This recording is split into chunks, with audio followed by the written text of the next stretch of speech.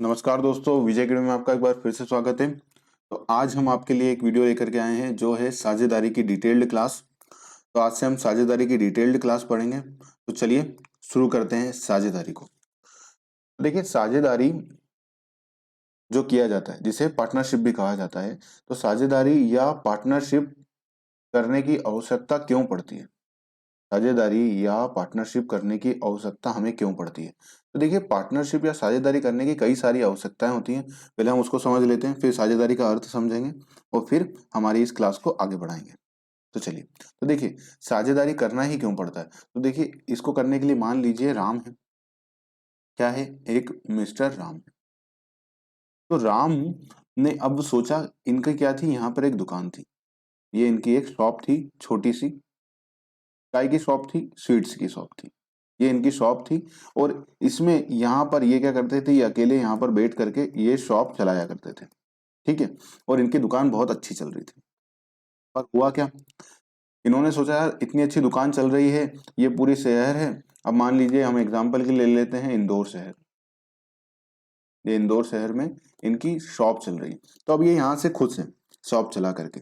परंतु क्या ये पूरी जो इनकी ये शॉप है, क्या ये पूरा इंदौर शहर कवर कर सकती है? ये एक पूरी शॉप, ये पॉसिबल नहीं है, क्योंकि जो लोग इंदौर के कहीं इसकी इनकी शॉप से दूर होंगे, वो यहाँ पर इनसे बाय करने नहीं आएंगे। इतनी दूर चल करके 10-15 किलोमीटर चल करके इनसे बाय करने नहीं आएंगे, या आसपास के ही लोग इनसे इनकी स्वीट खरीदते रहेंगे।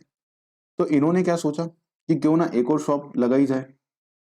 ठीक है, एक और शॉप लगाई जाए। तो वहां पर इन्होंने एक एम्प्लॉय रख दिया। तो क्या एम्प्लॉय उतनी ईमानदारी से काम करेगा जितनी ईमानदारी से ये काम करते थे?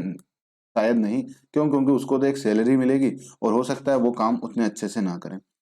दूसरा, इन्होंने सोचा कि एक तो शॉप खोल लेते हैं और दूसरा आजकल ऑनलाइन हर चीज हो रही है, तो क्यों ना ऑनलाइन काम किया जाए। ऑनलाइन भी अपने ऑर्डर लिए जाएं, ऑनलाइन भी अपनी स्वीट्स बेची जाएं, मिठाइयाँ बेची जाएं, नमकीन बेचा जाए। तो ये सब इनका उद्देश्य था। परंतु क्या था कि जो राम जी थे, वो राम जी बड़े सीधे थे। इन्हें ऑनलाइन का ज्ञान नहीं था। ये अपनी ऑफलाइन दुकान तो बहुत अच्छे से चला सकते थे, परंतु इनको ऑनलाइन का ज्ञान बिल्कुल नहीं था। परंतु इनका एक दोस्त है, इनका एक दोस्त है जिसका नाम है मोहन।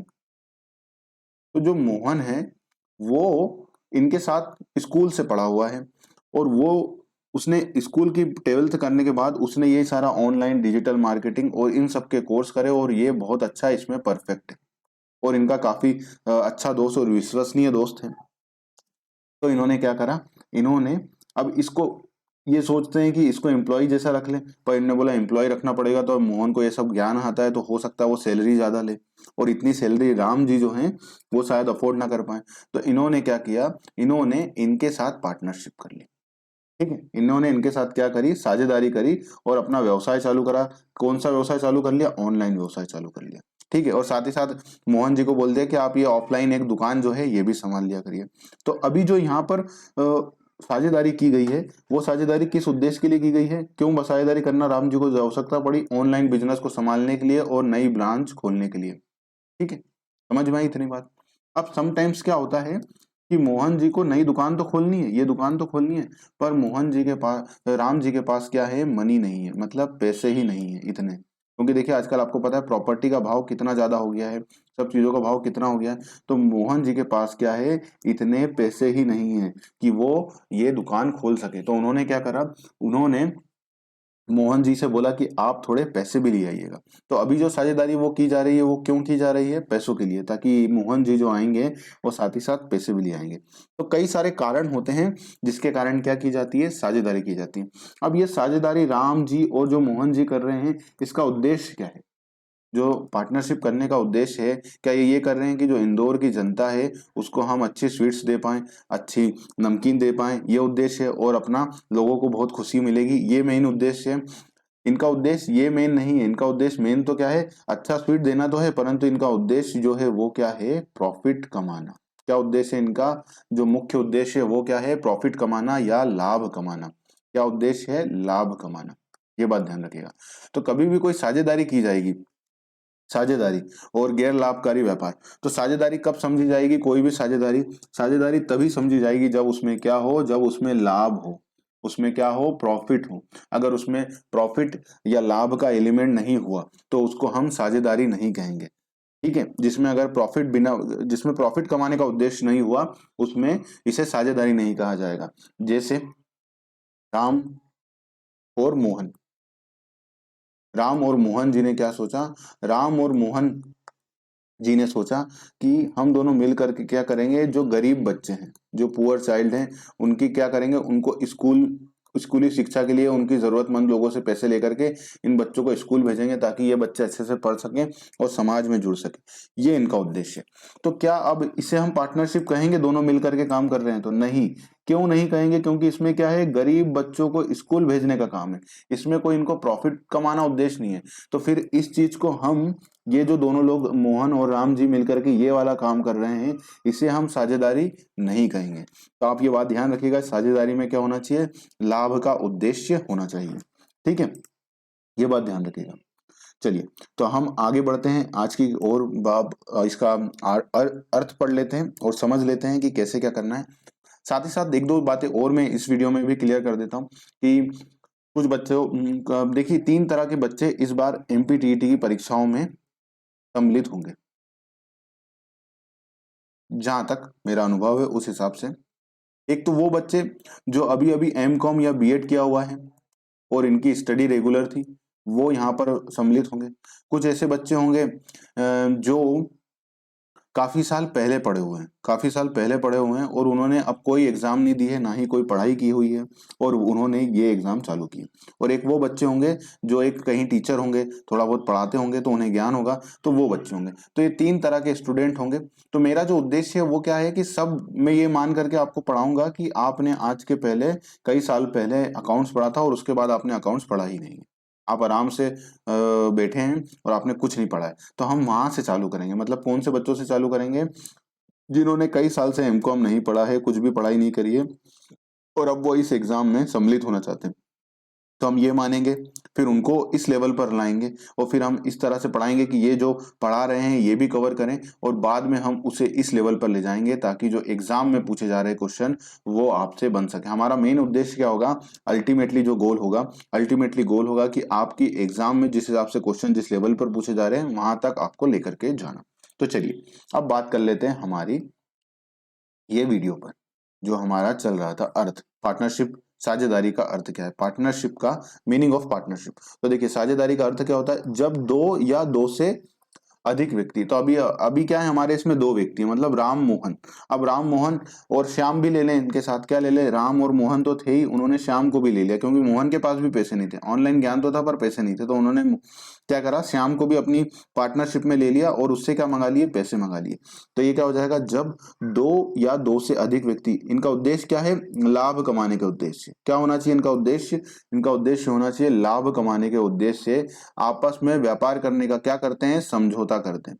ठीक है, समझौता करते हैं, लाभ कमाने का उद्देश्य, आपस में क्या करते हैं, समझौता। चाहे समझौता कैसा हो, चाहे समझौता लिखित हो या मौखिक हो, यह बात ध्यान रखिएगा, समझौता कैसा भी हो सकता है, लिखित हो सकता है या मौखिक हो सकता है, समझौता होना चाहिए और उसका उद्देश्य क्या होना चाहिए, लाभ कमाने का उद्देश्य होना चाहिए।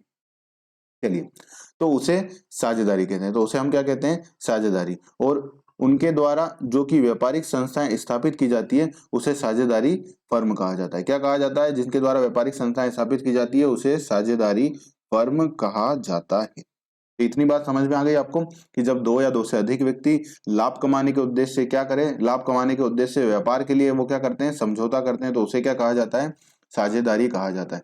तो यहाँ पर पॉइंट हाईलाइट करने वाला क्या होना चाहिए आपके लिए, मैं आपको हाईलाइट कर देता हूं पॉइंट। तो यहाँ पर पॉइंट आपको हाईलाइट करने वाला होना चाहिए, 2 या 2 से अधिक व्यक्ति, 2 या 2 से अधिक व्यक्ति, लाभ कमाने का उद्देश्य, है ना, और उनके बीच में क्या होना चाहिए, समझौता होना चाहिए। समझौता किसके लिए होना चाहिए, व्यापार के लिए होना चाहिए।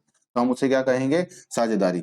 मतलब ये 4 पॉइंट में आपको समझ में आ जाना चाहिए कि ये साझेदारी है। ठीक है, चलिए बात करते हैं व्यवसाय का वह रूप जिसमें 2 या 2 से अधिक व्यक्ति मिलकर, देखिए क्या बोल रहा है, व्यवसाय का वह रूप जिसमें 2 या 2 से अधिक व्यक्ति मिलकर किसी व्यापार को चलाने और उससे होने वाले लाभ या हानि को निश्चित अनुपात में बांटने का निर्णय लेते हैं, साझेदारी कहलाता है।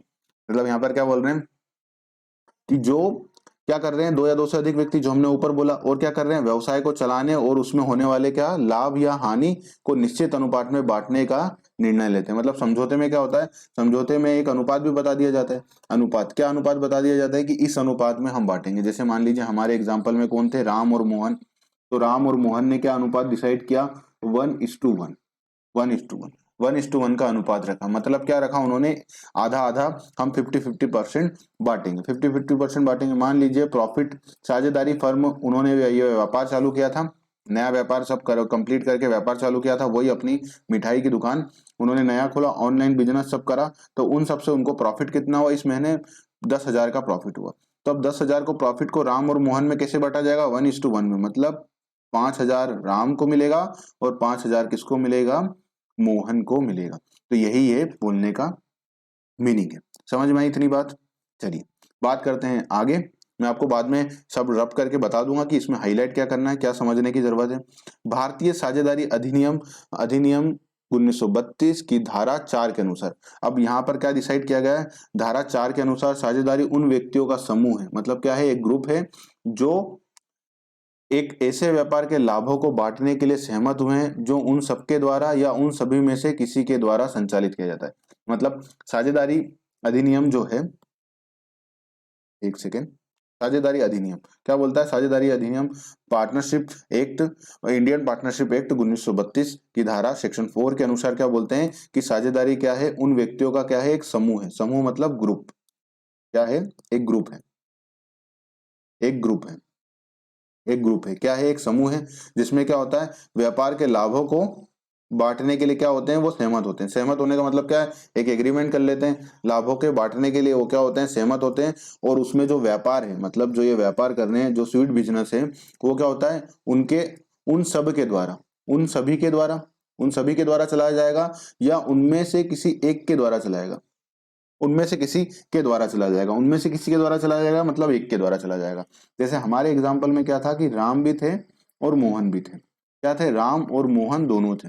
तो राम और मोहन ने क्या सोचा, हो सकता है कि ये दोनों मिलकर के व्यापार चलाएंगे। जैसा कि हमने देखा था हमारे एग्जाम्पल में क्या हो रहा था कि ऑनलाइन बिजनेस किसको आता था, ऑनलाइन बिजनेस मोहन को आता था, और ऑफलाइन बिजनेस कौन अच्छे से संभाल लेते थे, राम। तो इस एग्जाम्पल में क्या हो रहा है, इस एग्जाम्पल में हो रहा है कि ये दोनों मिलकर के व्यापार चला रहे हैं। परंतु क्या होता, अगर क्या होता, अगर ये होता कि जो राम और मोहन, क्या, राम और मोहन, एक मिनट, मोहन, राम और मोहन, राम और मोहन ने क्या बोला, मोहन ने बोला भैया मैं तो क्या दूंगा, मनी दे दूंगा तुमको, क्या दे दूंगा, मोहन तुमको नई दुकान खोलने के लिए, राम तुमको नई दुकान खोलने के लिए पैसों की जरूरत है, वो मैं पैसे आपको दे दूंगा, पर मैं व्यापार व्यापार चलाना मेरे को नहीं आता है, आप ही चलाना। तो इसमें क्या हो रहा है कि जो मोहन है, मोहन है वो क्या दे रहा है, राम को पैसे दे करके पार्टनरशिप में तो बना रहा है, पार्टनरशिप तो बना रहा है, पर अभी भी व्यापार कौन चलाएगा, अभी भी व्यापार चलाएगा राम। तो हम क्या बोल रहे हैं, या तो सबके द्वारा या उनमें से किसी एक के द्वारा जो है व्यापार चलाया जाता है। समझ में आई इतनी बात। अगर बात आपको समझ में आए तो लाइक कर वीडियो को जरूर से करिएगा और चैनल सब्सक्राइब करके रख लीजिएगा। साथ ही साथ आप कमेंट भी करिएगा कि आपको कैसा लग रहे हैं वीडियो और आपको वीडियो में क्या चाहिए, ये भी बताइएगा। तो चलिए अब हम बात करते हैं, ये पूरी आपको समझ में आ गया अर्थ क्या होता है। यहाँ पर हाईलाइट करने वाली सबसे महत्वपूर्ण बात है वो क्या है, अधिनियम की धारा 4, पार्टनरशिप भारतीय इंडियन पार्टनरशिप एक्ट, भारतीय साझेदारी अधिनियम की धारा 4 सेक्शन 4 के अनुसार साझेदारी को परिभाषित किया गया है। साझेदारी को परिभाषित करने के लिए मैंने ऊपर ही वो हाईलाइट कर दिया और नीचे भी हाईलाइट कर दिया, ये बात को आप ध्यान रख लीजिएगा, ठीक है। तो आपको वीडियो समझ में आ रहा होगा। चलिए तो बात करते हैं अब हम साझेदारी की विशेषताएं क्या होती हैं, कैरेक्टरिस्टिक ऑफ पार्टनरशिप क्या होती हैं, या विशेषताएं या कैरेक्टरिस्टिक्स जिसे कहा जाता है वो क्या होती हैं। तो देखिए, दो या दो से अधिक व्यक्ति, मतलब साझेदारी में क्या मिनिमम होना चाहिए, मिनिमम 2 पर्सन होना चाहिए। अगर एक व्यक्ति व्यापार करेगा तो क्या उसे साझेदारी कहा जाएगा, जैसे हमारे एग्जांपल में मोहन जी अपनी दुकान चला रहे थे ऑफलाइन, तो क्या इसे साझेदारी कहा जाएगा, नहीं, साझेदारी इसे नहीं कहा जाएगा, ठीक है। तो क्या होता है, साझेदारी की स्थापना करने के लिए दो या दो से अधिक व्यक्तियों की आवश्यकताएं होती हैं। साझेदारी अधिनियम 1932 मतलब इंडियन पार्टनरशिप एक्ट 1932 के सेक्शन 41 के अनुसार, मतलब धारा 41 के अनुसार, यदि किसी साझेदारी की मृत्यु अथवा अवकाश ग्रहण करने से या दिवालिया होने से, मतलब वो क्या हो गया, या तो उसने अवकाश ग्रहण कर लिया, या क्या हो गया, उसकी डेथ हो गई है, या क्या हो गया, वो दिवालिया हो गया, मतलब इंसॉल्वेंट हो गया। इंसॉल्वेंट होने का मतलब क्या होता है, मैं आपको दिवालिया होने का मतलब अगर आपको पता हो तो, दिवालिया होने का मतलब ये होता है, दिवालिया किसे कहा जाता है, दिवालिया, दिवालिया इंसॉल्वेंट हो गया दिवालिया। तो दिवालिया किसे कहा जाता है, इसको मैं एग्जांपल में आपको समझा देता हूँ, एक मिनट रुकिए। हाँ ले लेते हैं। दिवालिया होने का मतलब क्या है, दिवालिया होने का मतलब है, यहाँ पर हम ले लेते हैं मिस्टर ए, किसी का नाम नहीं लेते हैं क्योंकि हम नहीं चाहते कोई दिवालिया हो कभी, तो मिस्टर ए। तो मिस्टर ए जो है वो क्या है, मिस्टर ए जो है, मिस्टर ए को ऊपर लोन है, मिस्टर ए के ऊपर कितने का लोन है, मिस्टर ए के ऊपर 10 लाख का लोन है, क्या है, 10 लाख का लोन है, ठीक है, 10 लाख का लोन है। और इनके पास जो असेट है, मतलब इनका क्या है, इनके पास असेट में केवल इनका एक घर है, क्या है, एक होम, एक घर है। और ये घर कितने का बिकेगा मार्केट में अगर बेचा जाएगा तो, केवल 5 लाख का। और कोई इनकम नहीं है, और कोई इनकम नहीं है, और ना तो इनके पास कोई कहीं और से इनकम आती है। तो अभी क्या हो गया, इनको लाइबिलिटी कितनी है, इनके ऊपर 10 लाख की है और 5 लाख की इनकी इनकम है। तो क्या करते हैं ये व्यक्ति कोर्ट में जाते हैं, क्या होता है, या तो ये कोर्ट में जाते हैं, या जो जिन्होंने लोन दिया वो कोर्ट में जाते हैं। और फिर कोर्ट क्या करता है, कोर्ट या जो न्यायालय होता है वो क्या करता है, वो मिस्टर ए को क्या कर देता है, दिवालिया घोषित कर देता है। दिवालिया घोषित करने का मतलब क्या होता है, दिवालिया घोषित करने का मतलब ये होता है कि भैया ये जो होम लोन वाले हैं इनको बोलते हैं 5 लाख रुपए आप ले लो क्योंकि इनके पास इतने ही है, और हम मिस्टर ए को क्या कर देते हैं, दिवालिया घोषित कर देते हैं, मतलब इनके पास अब कुछ भी नहीं बचा है। तो उस व्यक्ति को क्या कहा जाएगा, फिर दिवालिया कहा जाएगा। समझ में आई इतनी बात, चलिए तो आ जाते हैं दिवालिया होने के कारण, एक सेकेंड। दिवालिया होने के कारण किसी साझेदारी संस्था में साझेदारों की संख्या केवल एक रह जाती है। मतलब क्या होता है, मतलब हमारे एग्जाम्पल में राम और मोहन थे, ठीक है, राम और मोहन थे। अब मोहन क्या हो गया, मोहन की मृत्यु हो गई, हमारे एग्जाम्पल में क्या होगा, मोहन की मृत्यु हो गई। तो अब पार्टनरशिप में कौन बचा, पार्टनरशिप में तो केवल राम ही बचे क्योंकि मोहन की तो मृत्यु हो गई। तो ऐसी स्थिति में क्या हो जाएगा, एक ही साझेदार रह जाएगा। और फिर जब अगर एक ही साझेदार रह जाता है तो क्या हो जाता है, साझेदारी का अनिवार्य रूप से विघटन हो जाता है। ये बात ध्यान रखिएगा, क्या हो जाएगा, साझेदारी का फिर अनिवार्य रूप से विघटन हो जाएगा। एक सेकंड, तो अब मैं इसमें हाईलाइट कर दूंगा, बाद में आप निश्चिंत रहें।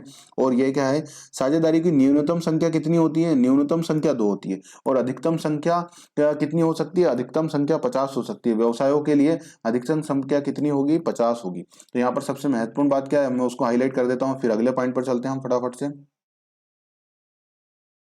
ठीक है, अगर सेक्शन याद हो तो करिएगा क्योंकि सेक्शन नहीं पूछेगा एग्जामिनर को आपकी एग्जाम में, क्योंकि बहुत सारे चीजें पढ़ने को है। और वो क्योंकि कोई साझेदारी ही एक टॉपिक नहीं है जिस पर वो सेक्शन पूछेगा। मैंने सेक्शन इसलिए रखा ताकि आपके रेफरेंस में रहे कि कहाँ से हम पढ़ रहे हैं चीजों को, ठीक है, इसलिए रखा है। तो अगर आपको सेक्शन सबसे पहले याद करने की जरूरत नहीं है, जहां पर मुझे लगेगा कि ये बात आपको याद आनी ही चाहिए सेक्शन में, या कोई ऐसी लिमिट होगी तो मैं आपको जरूर से वो बता दूंगा, तो उसके लिए आप निश्चिंत रहें। तो आपको क्या करना है, क्या होता है, यहाँ पर केवल एक बात ध्यान रखने की जरूरत है कि साझेदार की मृत्यु, अवकाश ग्रहण और दिवालिया, ठीक है, ये हो जाता है, क्या हो जाता है, साझेदार का मृत्यु हो जाती है, या क्या हो जाता है, अवकाश ग्रहण हो जाता है, दिवालिया हो जाता है। तो ऐसी स्थिति में क्या होता है, और अगर साझेदारों की संख्या कितनी रह जाएगी, साझेदारों की संख्या केवल एक रह जाएगी। तो ऐसी स्थिति में क्या होता है, अनिवार्य रूप से विघटन हो जाता है। ये बात ध्यान रखना, क्या हो जाएगा, अनिवार्य रूप से compulsory liquidation of partnership form, partnership हो जाएगा। और न्यूनतम संख्या कितनी होती है, न्यूनतम संख्या, सबसे महत्वपूर्ण बात क्या है, न्यूनतम संख्या 2 होती है। और अधिकतम संख्या कितनी हो सकती है, तो अधिकतम संख्या 50 हो सकती है। मुझे लगता है कि इस बार क्वेश्चन पूछ सकते हैं कि अधिकतम संख्या कितनी होती है व्यवसायों के लिए, क्योंकि ये लिमिट चेंज हुई थी बीच में।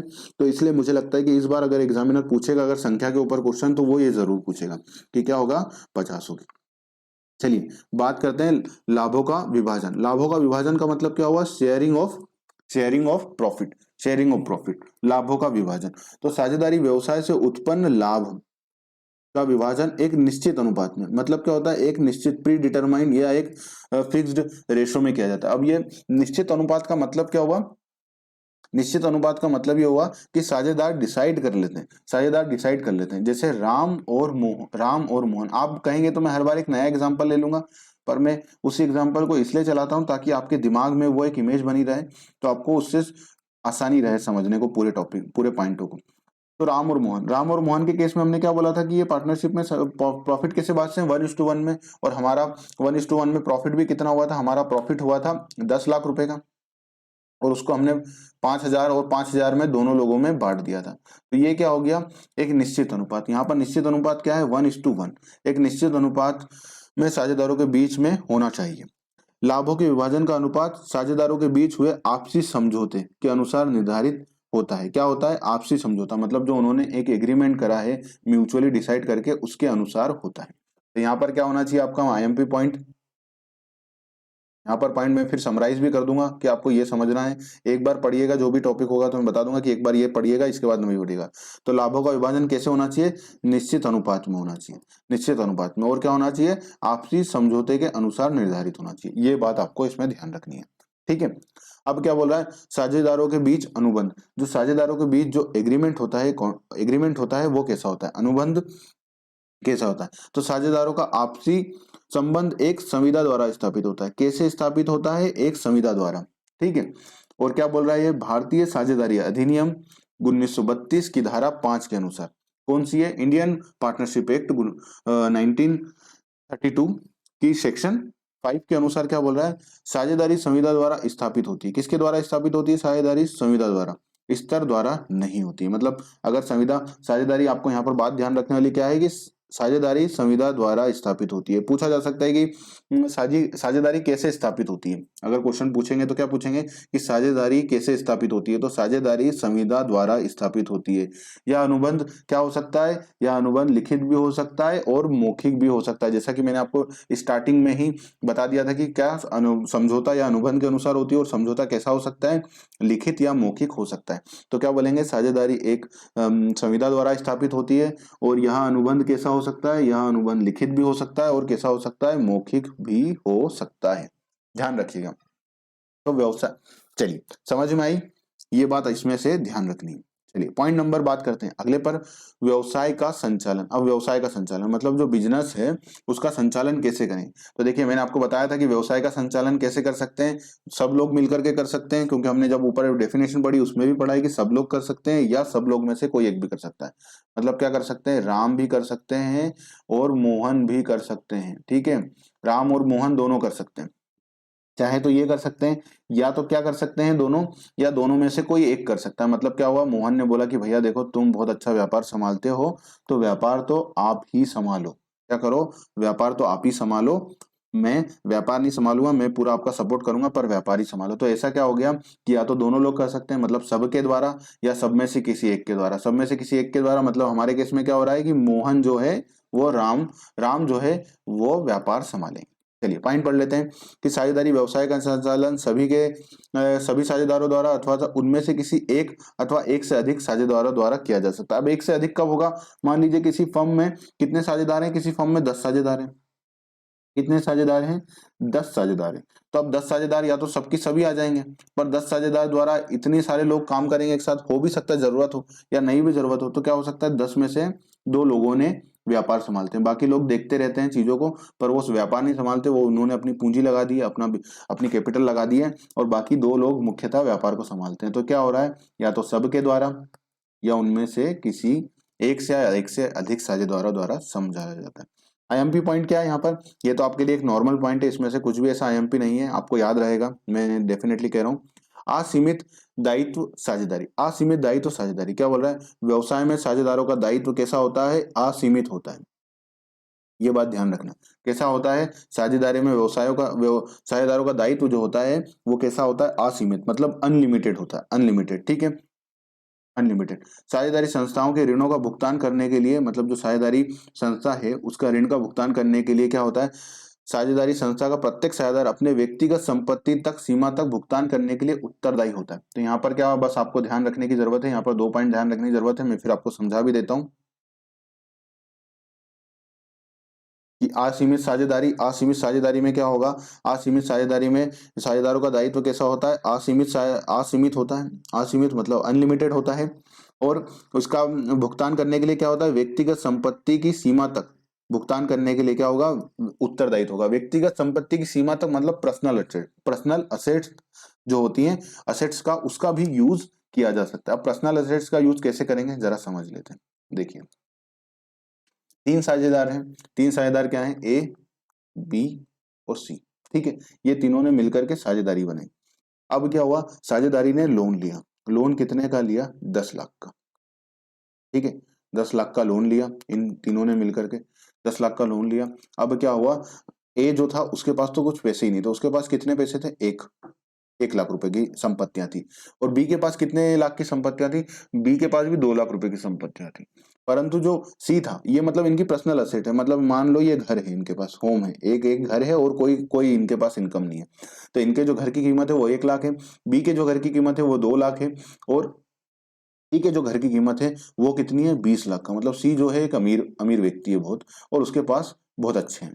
तो अब क्या हुआ, अब फर्म जो है, फर्म और इनका जो रेशो है, रेशो कितना है, 1:1:1, 1:1, 1:1, 1:1।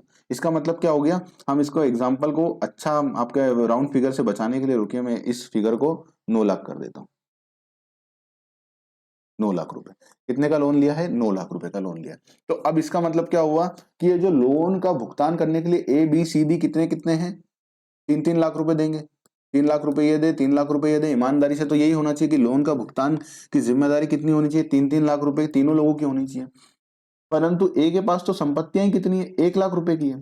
तो 1 लाख रुपए का तो लोन ये दे देगा, 2 लाख रुपए का लोन ये दे देगा। परंतु इसका कितने का बचा लोन, अभी भी कितने का लोन बचा हुआ है, इसको 2 लाख रुपए का लोन और देना है, और इसको 1 लाख रुपए का लोन और देना है, इसकी पर्सनल असेट होने के बाद भी इतनी बच गई है लाइबिलिटी देने को, ठीक है। तो अब क्या होगा, ये जो 3 लाख रुपए हैं, ये 3 लाख रुपए हैं, ये किसकी लाइबिलिटी है, ये लाइबिलिटी तो भैया ये पार्टनरशिप फर्म की है, साझेदारी की है। तो क्या होगा, ये 3 लाख रुपए जो ए और बी से नहीं मिले हैं वो किससे ले लिए जाएंगे, वो ले लिए जाएंगे सी से। तो अब सी कितने का भुगतान करेगा, अपने 3 लाख का तो भुगतान करेगा ही करेगा, और 3 लाख रुपए का इनका भी भुगतान करेगा। किससे करेगा, ये 6 लाख रुपए से, मतलब जो इसका होम है उसको बेच दिया जाएगा अगर ये पैसे नहीं देगा, और उससे 6 लाख रुपए की रिकवरी की जा सकती है। तो ये क्या हो गया, पर्सनल असेट, मतलब इसका घर साझेदारी का घर है क्या, नहीं, इसका पर्सनल असेट है, तो ये भी बेच दी जाएगी। तो ये कहा जाता है कि पर्सनल असेट तक ये लाइबिलिटी होती है, ठीक है। परंतु अब सी क्या है, सी एक साजिशुदा है। तो मिसेस सी जो है, मिसेस सी मतलब सी की वाइफ, उनके नाम पर एक घर है, उनके नाम एक 50 लाख का घर है। तो क्या उसको लिया जा सकता है, नहीं। क्यों, क्योंकि वो साझेदार थोड़ी ना है, तो ये इसकी संपत्तियां थोड़ी ना सी की, ये तो किसकी पर्सनल असेट है, सी की वाइफ की। तो इस पर आप अधिकार नहीं जता सकते। समझ में आ गया ये पॉइंट, उम्मीद होगी आपको समझ में आ गया होगा पॉइंट। चलिए बात कर लेते हैं अंशों के हस्तांतरण पर प्रतिबंध। अंशों के हस्तांतरण पर प्रतिबंध मतलब जो अंशों के हस्तांतरण मतलब जो शेयर होता है उसके हस्तांतरण पर क्या होता है, जो शेयर होता है किसी भी शेयर होल्डर, किसी भी किसका किसका शेयर होता है, जो अपने साझेदार का शेयर होता है, मतलब उसका जो राइट होता है, जो उसका शेयर होता है, उसको आप हस्तांतरण नहीं करते हो। साझेदारी व्यवसाय में किसी भी साझेदार द्वारा अपने अंश का हस्तांतरण स्वतंत्र रूप से नहीं किया जा सकता। अब स्वतंत्र रूप से नहीं किया जा सकता मतलब क्या होता है, कैसा, जैसे मान लीजिए ये रहा, मैं वापस से समझा देता हूँ इसको भी, तो आपको ये पॉइंट क्लियर हो जाएगा। चलिए एक सेकंड रुकिए, अगली बार से हम एक रफ पेज भी लेकर के रखेंगे ताकि ये मिटाना ना पड़े, उधर हम समझा दें। मान लीजिए एक क्या है, ए, हमारा वापस से एग्जांपल में आ जाते हैं, ए बी सी, ये तीनों हैं, ये तीनों क्या है, 1:1:1 के साझेदार है। तो अब क्या सोच रहा है, सी जो बोल रहा है कि मेरे पास 1/3 जो शेयर है, मेरा 1/3 जो शेयर है, मैं ये शेयर किसको देना चाहता हूँ, डी को देना चाहता हूँ। तो ये ऐसा कर सकता है क्या, नहीं कर सकता है। ये कब तक नहीं कर सकता, जब तक बी और सी इसको ये अधिकार ना दे, इसकी सहमति ना दे कि हाँ ठीक है दे दो, नहीं तो ये ऐसा अकेले अपने उस पर नहीं कर सकता। परंतु अपने शेयर का हस्तांतरण कहां पर आसानी से किया जा सकता है, अगर ये क्वेश्चन पूछा जाए तो पूछा जाएगा, मैं जब भी कंपनीज अकाउंट पढ़ाऊंगा तब तो बता दूंगा। पर अभी से ध्यान रखिए कि कंपनी में अगर आपके अंश हैं, मतलब शेयर है, वहां पर आपका शेयर है अंश, तो वहां पर आप अपने शेयरों को ट्रांसफर कर सकते हैं, ठीक है। क्या कर सकते हैं, वहां पर आप ट्रांसफर कर सकते हैं, वहां पर पूछने की जरूरत नहीं है क्योंकि आप शेयर होल्डर होते हैं, तो आपके पास वो राइट होता है। परंतु पार्टनरशिप में आपके पास ये राइट नहीं होता कि आप स्वतंत्र रूप से करें। आपको क्या पूछना पड़ेगा, आपको ए और बी की मतलब बाकी साझेदारों की क्या लेनी पड़ेगी, सहमति लेनी पड़ेगी। तो अंशों का हस्तांतरण स्वतंत्र रूप से नहीं किया जा सकता है, स्वतंत्र रूप से नहीं किया जा सकता है, और अगर करना है तो सभी साझेदारों की क्या चाहिए, सहमति चाहिए। ये बात दोनों ध्यान रखनी है। चलो पारस्परिक एजेंसी, चलिए बात करते हैं पारस्परिक एजेंसी के ऊपर फटाफट से। मैं डिटेल्ड में समझा रहा हूँ आपको। अगर आप चाहेंगे तो मैं तेज पढ़ा दूंगा, पर मैं चाह रहा हूँ कि आपको कोई भी टॉपिक जब समझ में आए तो वो डिटेल में समझ में आए, आप उसमें फिर घबराए ना, कुछ भी डाउट ना रहे आपके मन में। यही कोशिश है मेरी अपनी एंड से, तो इसलिए इतना डिटेल में पढ़ा रहा हूँ। अगर आप कहेंगे कि थोड़ा तेज पढ़ा दें, डिटेल में ना पढ़ाएं, तो वैसा पढ़ा दिया जाएगा। समय लगेगा, पर इस समय का आउटपुट का आपके पास एक रिटर्न आएगा, मतलब आपको लगेगा कि हाँ अब हमारे पास आ रहा है, हाँ हमें समझ में आ रहा है, हाँ इस पर क्वेश्चन आएगा, तो आप घबराएंगे नहीं। को क्वेश्चन घुमा कर भी पूछेंगे, और अगर आप वो टॉपिक सही से पढ़ के जाएंगे तो फिर घुमा हुआ क्वेश्चन भी आप बना लेंगे। तो इसीलिए मैं इतने आराम से आपको ये सब पढ़ा रहा हूँ। चलिए, तो एक बीच में बात बता देता हूं मैं कि अगर आपने अभी तक लाइक, शेयर और चैनल को सब्सक्राइब नहीं करा तो जरूर से कर लीजिएगा। और अगर आप ऑनलाइन क्लास ज्वाइन करना चाहते हैं, पेड ऑनलाइन क्लास ज्वाइन करना चाहते हैं, तो ये हमारा नंबर है जो आपको ये फ्लैश हो रहा है, 8962429653। इस पर आप संपर्क करके हमारी ऑनलाइन क्लास भी ज्वाइन कर सकते हैं। जैसा ये वीडियो आप देख रहे हैं, ऐसे ही डिटेल्ड हर टॉपिक आपको पढ़ाया जाएगा पूरे तरीके से। आपका हर एक टॉपिक कवर किया जाएगा, जितने भी टॉपिक कॉमर्स में दिए हुए हैं, ताकि आपकी तैयारी इतनी अच्छी कराई जाए ताकि आने वाली एग्जाम में आप अच्छा प्रदर्शन कर पाए। तो चलिए बात कर लेते हैं पॉइंट नंबर अगले पर। क्या बोल रहा है? पारस्परिक एजेंसी। पारस्परिक एजेंसी, अब एजेंसी का मतलब क्या होता है कि इसमें ना जो साझेदार होते हैं वो क्या होते हैं, दोनों एक दूसरे के लिए एजेंट भी होते हैं, और क्या होते हैं, एक दूसरे के एजेंट तो होते ही होते हैं। क्या होते हैं? एक दूसरे के एजेंट तो वो होते ही हैं, साथ ही साथ क्या होते हैं, वो प्रधान भी होते हैं। मतलब क्या करते हैं, एक दूसरे के लिए कार्य करते हैं। जैसे हमारे एग्जाम्पल में क्या था, राम, राम और मोहन, जो मोहन है, ये दोनों पार्टनरशिप थी। तो ये क्या है, राम जो मोहन का एजेंट है और मोहन राम का एजेंट है, मतलब एक दूसरे के प्रधान भी हैं और एजेंट भी हैं। और ये क्या आपस में मिल करके काम करते हैं। क्या करते हैं? काम करते हैं। किसके लिए काम करते हैं? साझेदार के लिए काम करते हैं। तो चलिए फटाफट से पॉइंट पढ़ लेते हैं। इसका मतलब यह है कि कारोबार में सभी या उनमें से किसी एक के द्वारा सभी के लिए कार्य किया जाता है। जैसे कि हमने बोला है कि सब या तो मिलकर कार्य कर लें या उनमें से एक कार्य कर लें। जब एक कार्य कर रहा है तो वो क्या हो जाएगा, बाकियों के लिए कैसा काम करेगा, एजेंट का काम करेगा। अब एजेंट का काम करने का मतलब क्या होता है, एजेंट का काम करने का मतलब क्या होता है, मैं आपको अभी समझा दूंगा, पहले ये पूरा पॉइंट पढ़ लो। इस प्रकार यदि कारोबार करने वाला व्यक्ति ना केवल अपने लिए बल्कि दूसरों के लिए भी कार्य करता है, मतलब वो अपने लिए तो कार्य करता ही करता है बल्कि दूसरों के लिए भी कार्य करता है, ताकि वे प्रधान और एजेंट के पद पर स्थायी हो और वे साझेदार है।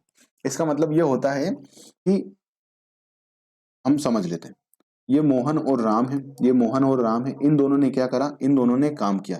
इनके बिहाफ पर किसने काम किया? राम ने काम किया, राम ने साझेदारी में काम किया।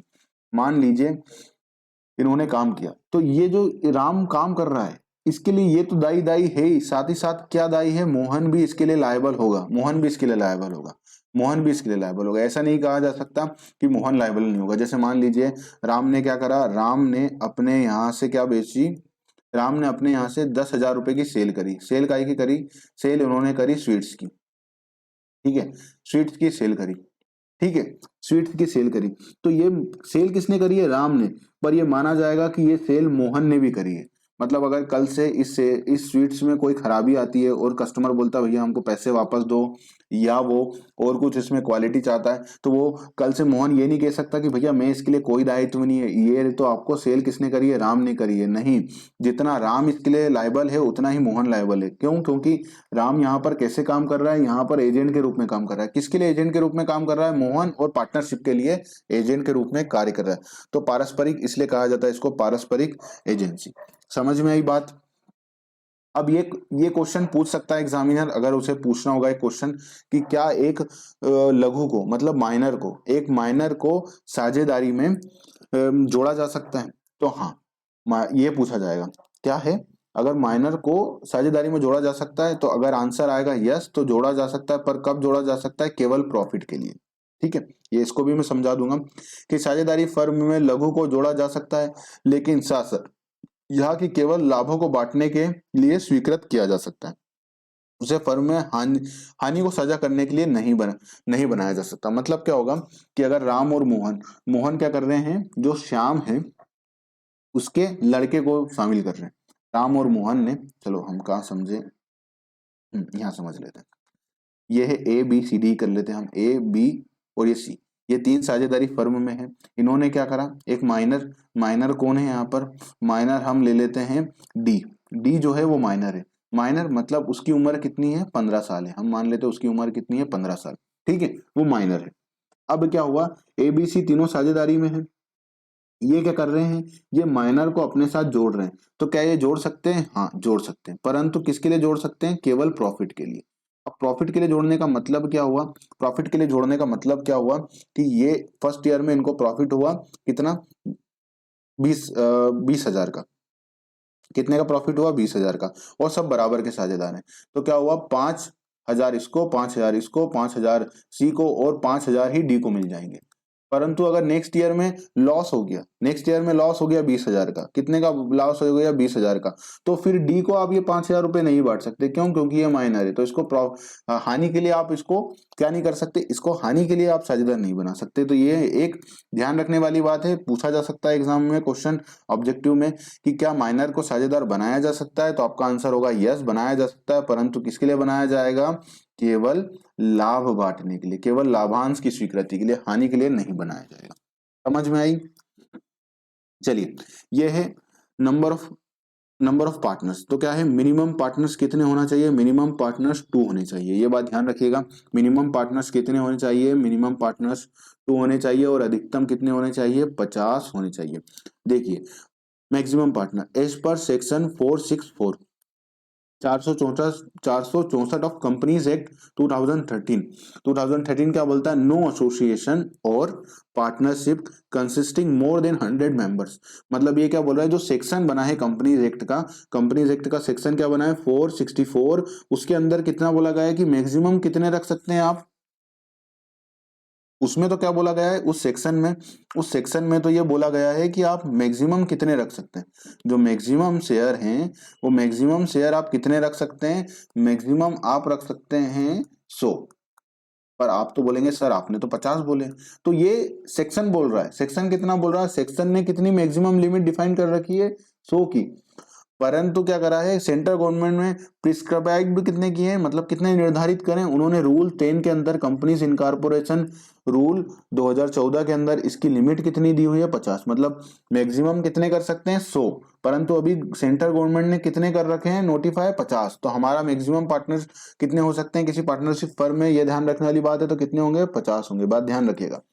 ऐसा क्यों करके रखते हैं? क्योंकि देखिए, अगर कोई भी चेंज करना होता है, कोई भी चेंज करना होता है, तो फिर क्या करना होता है? उसके लिए एक्ट को बदलना होता है। और एक्ट बदलने का मतलब एक बहुत लंबी प्रोसेस है, पार्लियामेंट में जाता है, फिर राष्ट्रपति की साइन होती है, तब जाके वो एक्ट में अमेंडमेंट होता है। तो ये इतनी सारी लॉन्ग प्रोसेस को हटाने के लिए क्या कर रही है सेंट्रल गवर्नमेंट ने? एक बड़ी अमाउंट पहले से उसके अंदर निर्धारित कर दी और फिर उसको नोटिफाई कर देते हैं अपनी जरूरत के अनुसार। तो अभी सरकार ने कितने कर रखे हैं? केंद्र सरकार ने 50। तो मिनिमम कितने होंगे? 2। मैक्सिमम कितने होंगे? 50। ये कहां से आई है लिमिट? सेक्शन में। तो सेक्शन इसके अंतर्गत ये लिमिट आई है। ठीक है, आपको ये लिमिट सेक्शन भी पता होगा। चलिए, समझ में आया? पूरी बात समझ में आई? अब बात करेंगे साझेदारी संलेख का अर्थ और तत्व। संलेख का अर्थ और तत्व ये पढ़ना है हमें। ठीक है, फिर इसके बाद हम क्या पढ़ेंगे? शक्तियां क्या क्या होती है साझेदार की। देखिए, फिर पार्टनरशिप, हिंदू अनडिवाइडेड फैमिली, ये सब पढ़ेंगे। फिर जो जो मुझे लग रहे हैं कि जो जो अंतर बन सकते हैं उनको मैं अंतर के थ्रू आपको समझा दूंगा। देखिए, ये बेसिक पढ़ रहे हैं हम इतना, और भी बेसिक है। ये सारे अंतर पढ़ेंगे हम। लिमिटेड लाइबिलिटी, पार्टनरशिप और साझेदारी में क्या अंतर होता है? साझेदारी के प्रकार कितने होते हैं? ये सब पढ़ेंगे। इसके बाद क्या पढ़ेंगे? साझेदारों के प्रकार। साझेदार कितने प्रकार के होते हैं? जैसा कि अभी साझेदार जो आ रहे थे वो देखिए, उनके नाम बताएंगे कि नाम मात्र का साझेदार, मतलब ये बस जुड़ा है, केवल पूंजी पूंजी लाते हैं और कुछ नहीं। केवल लाभ के लिए साझेदार, सीमित साझेदार। तो ये सारे देखिए, वापस से आ गया माइनर साझेदार। तो वही जो मैंने आपको बताया, माइनर साझेदार का भी वही के वही आएगा। फिर पढ़ेंगे गुडविल। ठीक है, गुडविल की कैलकुलेशन पढ़ेंगे। फिर उसके बाद हम क्या पढ़ेंगे? उसके बाद पढ़ेंगे ख्याति कितने प्रकार की होती है, ये सब पढ़ेंगे। इसके बाद ख्याति का मूल्यांकन करना सीख लेंगे, क्योंकि मुझे लगता है कि प्रैक्टिकल क्वेश्चन पूछेंगे एग्जाम में, अगर थोड़ा ट्रिक करना होगा तो कैसे मूल्यांकन करेंगे वो सब हम पढ़ेंगे। मैं आपको पूरा कैलकुलेशन करना भी बता दूंगा, अच्छे से क्वेश्चन सॉल्व कर लेंगे ताकि आपका ये भी ना छूटे। देखिए, और फिर हम क्या करेंगे? ये सब पढ़ने के बाद ये हमारा होगा क्या? बेसिक। ये देखिए, कैसे एवरेज कैलकुलेशन करना है, वार्षिकी से कैसे निकालते हैं पूंजी, गुडविल की कैलकुलेशन, ये सारी चीजें आपके साथ आती जाएंगी। ठीक है, फिर हम आएंगे वही गुडविल, अगर कोई पार्टनर नया आ रहा है तो गुडविल का ट्रीटमेंट कैसे होगा, ये सब मैं आपको बताऊंगा। मतलब कोशिश यही है इस बार कि आपका इतना टॉपिक कवर कराया जाए डिटेल में जितना हो सके, ताकि आपका कुछ बचे ना मेरी तरफ से कि ये रह गया पढ़ने को। अगर साझेदार आ रहा है तो वो पूरा पढ़ के आपको ये देखिए, ये केवल बेसिक है। ठीक है, तो ये सब अभी हम पढ़ेंगे अगले वीडियो में। अभी कितना टाइम हो गया, 30-40 मिनट हो गए हैं, तो ये वीडियो को यहीं रखते हैं। मेरा उम्मीद मैं कोशिश ये करता हूँ कि 30 से 40 मिनट का वीडियो इसलिए बनाता हूँ ताकि आपका फोकस रहे। कई लोग जॉब में हैं तो वो छोटे छोटे वीडियो रहेंगे तो अपने समय निकाल करके देख सकते हैं। हाउस वाइफ हैं तो वो अपना थोड़ा सा काम के समय को निकाल करके करते जाएंगे और ज्यादा वीडियो आएंगे। अगर वीडियो की क्वांटिटी 30 से 40 मिनट होगी तो वीडियो ज्यादा आएंगे, ठीक है। बस ये है कि मैं आपका पूरा सिलेबस कवर करा दूंगा मार्च के पहले पहले, ठीक है। तो इस वीडियो में इतना ही। वीडियो पसंद आया हो तो लाइक जरूर से करिएगा और चैनल सब्सक्राइब नहीं करा तो कर लीजिएगा। अपने दोस्तों के साथ शेयर करें, वीडियो को लाइक करें। आप हमसे क्या चाहते हैं वो कमेंट करेंगे तो हमें पता लगता है, ठीक है। और जाते जाते यही कि अगर आप ऑनलाइन क्लास ज्वाइन करना चाहते हैं तो ऑनलाइन क्लास ज्वाइन करने के लिए आप हमारा 8962429653 पर आप हमसे संपर्क कर सकते हैं और हमारी ये जो ऑनलाइन क्लास है ज्वाइन कर सकते हैं, जिसमें हम ये पार्टनरशिप जैसा बताया है ऐसे ही सारे टॉपिक डिटेल्ड में कवर कराऊंगा मेरे एंड से। इतना कोशिश करूंगा मैं कि जो भी सिलेबस पूछा है उन्होंने वो सारा सिलेबस कवर हो, उसका एंड एंड कवर हो, एक एक पॉइंट कवर हो और इस लेवल पे कवर हो कि एग्जामिनर जब वहां से क्वेश्चन पूछे तो आपका क्वेश्चन बने और आप ये एग्जाम क्वालिफाई जो होने का है तो आप बहुत अच्छे से क्वालिफाई करें और अपना टीचर बनने का सपना पूरा करें। इसी उद्देश्य के साथ मैं इतना डिटेल में टॉपिक लेकर के आ रहा हूँ, इतना डिटेल में आपको समझा रहा हूँ कि कुछ छूटे ना। जो लोगों ने 5-5 साल से एग्जाम पढ़ाई नहीं करी है उनको भी चीजें समझ में आए, उस लेवल पर जाकर के मैं कोशिश कर रहा हूँ। फिर भी अगर आपको कोई कमी या कुछ सुझाव है तो आपके सुझाव बिल्कुल आप दे सकते हैं हमें। तो चलिए इस वीडियो को यहीं रखते हैं, इस वीडियो को यहीं तक रखते हैं। हमारे साथ बने रहने के लिए धन्यवाद। आपका दिन शुभ हो। मिलते हैं फिर अगले वीडियो में, तब तक के लिए अपना ध्यान रखिएगा।